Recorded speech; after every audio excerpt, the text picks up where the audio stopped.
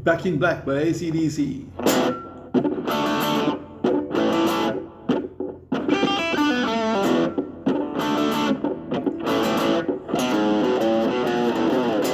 Now this features a really cool E minor pentatonic run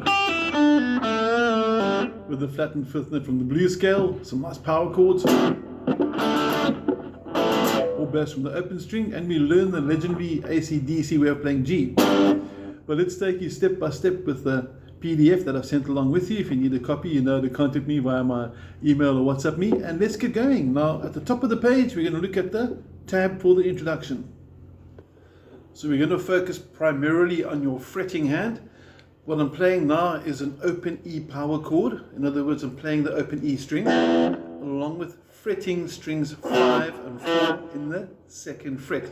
Now some guitarists do like using fingers 1 and 2 like that. This is quite acceptable. Or you may put one finger flat. My attitude is, why use 2 fingers if I can use one if it works? Okay. And also freeze the second finger up later for the D, which is going to come now. So either way, E like this, E like that, both cool. After the E, the little tap you're hearing is actually me just tapping on the guitar, something like this. Because it helps give me a sense of timing as well. So you don't have to do that, but if you're playing without a drummer, it's a nice way to keep the beat. So just an optional extra for you if you like. Our second chord is going to be the open D power chord, D5, which means you're playing the 4th string open, and then fingers 1 and 2 both have to be used now, because your first finger is on the 3rd string 2nd fret, middle finger is going to be on the 3rd fret 2nd string, and you're going to strike it 3 times, and I want you to do a down up down stroke. So from this angle you should be able to see the tapping, the stroke that I was mentioning, the down up down, and here we go, 1 2 3 4.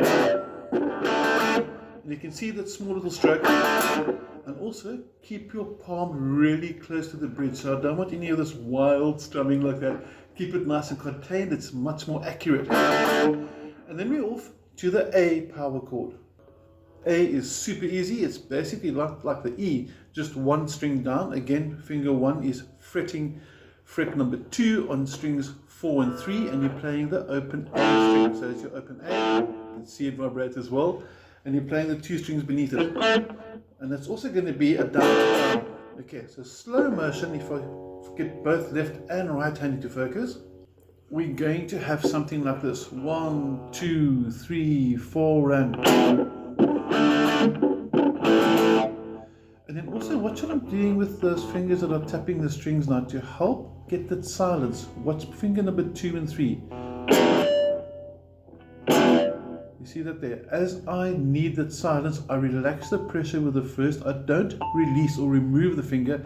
I relax the pressure with the first. You can see relaxed, pressure on, relaxed. And then when I want to do that at the same time, simultaneously, I just rest my 2nd and 3rd fingers on the string to make sure they're nice and quiet. And then for the D, obviously my fingers won't extend that far, so I bring my palm in. You can see the palm damping at the back there. And for the A again, it's nice and easy to bring the damping in. So slow motion, 2 3 4, and then you're going to have, and that little riff that I just played now, we're going to focus on. It's based from the E minor pentatonic scale. And the riff is going to feature something like this. I use my middle finger, finger 2. I'm on fret number 3 of the 1st string. I pick it, pull it off, go to the 2nd string, do the same. Fret number 3, pull it off, and then 1st finger goes to fret number 2 on the 3rd. But I don't just pull off, I do a little bend like that. So you actually got 4 notes. 1 2 3 4. And we mentioned at the beginning of the video as well the minor blues note, which is this note here. You can hear I'm bending this note to get that note's pitch. So your minor blues scale would go like this. And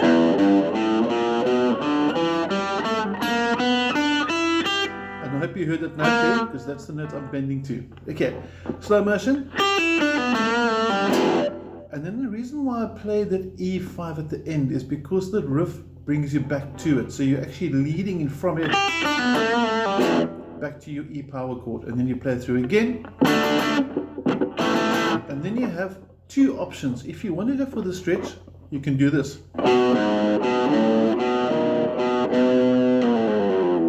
And you can hear that over accented slide I did there. That's the only advantage of the part that's in red on your PDF tab sheet. So the stretcher from fret 2 to fret 7, nice big stretch, must get the pinky working. And it's going to be pedaling from this 2 on the 5th string. So it's 2 to the 4 on the 6th, back to the 2, 5 on the 6th, back to the 2, 6th fret on the 6th, back to the 2, and you end on the 7, and you slide it back. So at speed, you're going to have, and you're back into your song again. Now, if that stretch doesn't work for you, and your pinky won't reach, here's the plan B. It's the part of the tab that I've got in green, which could sound like this. It's exactly the same notes. The only downside is when I end up on that last note, I don't really have that big stretch. Like you can hear this note is the same as this note, but here I can slide it. There I can't really slide it. Okay, so the only advantage of this one is it saves on the slide. Okay, now I'm going to take you through that. It's in pairs again, same as the other one was. Again, the 2, 2, 4. Okay, then you're going to go to 2, both on the A string, 2, 1, and then 2, 2, which you can use your first finger for as well. The advantage of doing that is you can go back to the riff again. Now the chorus has got some pretty cool stuff happening, so let's focus in quickly before we get there one last time through just on this strumming hand, and then we're going to look at what's happening with the chorus. I want you to specifically watch out for the picking hands pull-offs. Pick, pull-off, pick, pull-off. You see what's happening at the bottom? That middle finger is actually holding onto that string to make sure that I don't get any unnecessary string noise. So it's from the bit more of a zoom out there, you can see the hands working a bit better. And there you have it. So the whole way through, one more time. 2 and 3 and 4 and...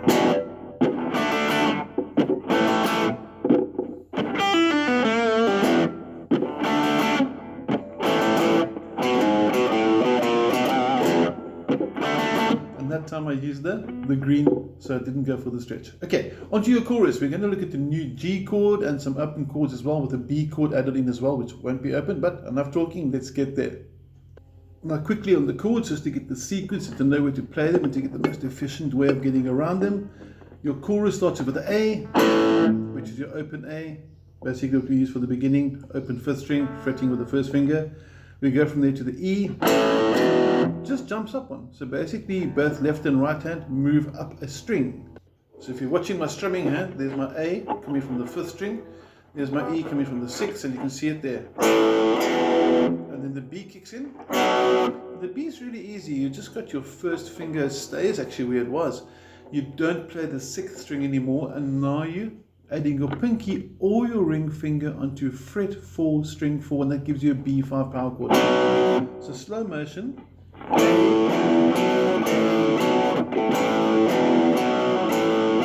And that just simply goes through twice. That's the first part of your chorus. From head on, it's going to look something like this. Ooh, got that one wrong there, let's do it again. And then for the G, I've noticed that Angus Young's brother normally plays his G like this. So he doesn't actually use the first finger, puts the first finger on top, or middle finger on top, sorry, finger number 2, and he mutes the 5th string. So that's your 5th string not actually being able to sound, and then fingers 3 and 4 at the bottom. This is his G. And it's a nice, big, full sounding G5 power chord. The D plays a normal D. So he's going to go from G to A, do A like that as well, or A like that. I don't really mind, whichever A works for you. So slow motion. And for the second G, I like putting a bit of a bend in it. So instead of doing the full G like this again, a bit of a bend into that. So slow motion.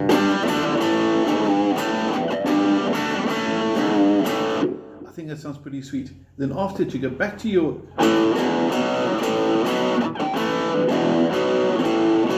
And then you go to the chorus where he sings Back in Black, and you get this. So D5 again, and you got... And the reason why I did this angle is that you can see the 3 quick downstrokes this time, so it's not... It's... And it's on the words back, and there you have it. So slow motion for your chorus, you're going to have something like this. 2, 3, 4, and...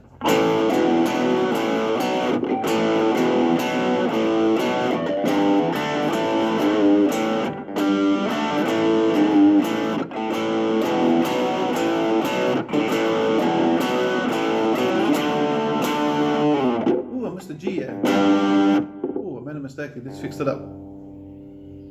Yeah, the mistake I made over there, I slipped at the last G. There's one last G after the progression, and then G holds, and then and instinctively, I went to go to a D5 power chord there, which happens to sound the same. So anyway, if you decide to accidentally do a wrong power chord, but it's the same pitch, that's quite acceptable too. Hope you enjoyed the song. If you have any questions, please drop me a WhatsApp. And I was thinking about redoing it because of that ending, but I thought, no, wait a minute. Now you can see that A, I'm also human, but B, that sometimes there are different ways to do a chord. You don't always have to play a D down here. You can play it over here. Same as A over here. It can be A over here. So I thought take advantage of a mistake because we can learn from errors, because sometimes we do something wrong and it still sounds pretty cool and sometimes even cooler. So this is a nice example of how there's more than one way to play it, and we're allowed to make mistakes. Okay, hope you enjoyed the video. Have an awesome week. Have a good one.